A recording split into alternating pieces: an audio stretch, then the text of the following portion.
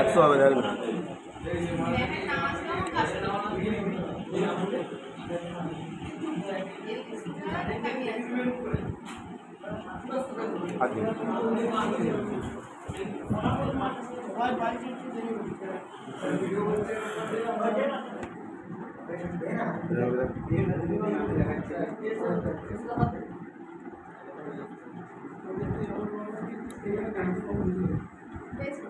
আমরা 2K দিয়ে মাল্টিমিটারকে দিয়ে একটা রেজিস্ট্যান্স মেপে কত ওম বেরাচ্ছে সেটা দেখছি।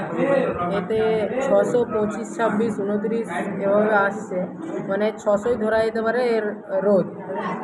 আর দ্বিতীয় রেজিস্ট্যান্সটা মাপবো, এখন দেখবো কত আছে।